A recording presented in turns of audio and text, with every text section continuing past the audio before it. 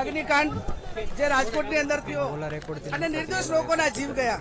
ગુજરાતની અંદર ભૂતકાળમાં આવી અનેક ઘટનાઓ બની. જો એ ઘટનાઓ બની એ ટાઈમે મજબૂત રીતે પગલાં લઈને ગુનેગારોને સજા કરવામાં આવી હોત તો એનું પુનરાવર્તન ન થોત. પણ ક્યાંક ને ક્યાંક જે સરકાર છે એની સાથે બેઠેલા લોકો, એમની સાથે ભળેલા, ભ્રષ્ટાચારમાં સામેલ આ જ લોકો જયારે વારંવાર આવા કાંડોથી પ્રેરિત થતા હોય ત્યારે ચોર કોટવાળને દંડે એવી વાત થાય છે. નિર્દોષ લોકોના જીવ એ વારંવાર આ ઘટનાઓ ગુજરાતની અંદર સૌથી વધારે ગુજરાતની અંદર બને છે.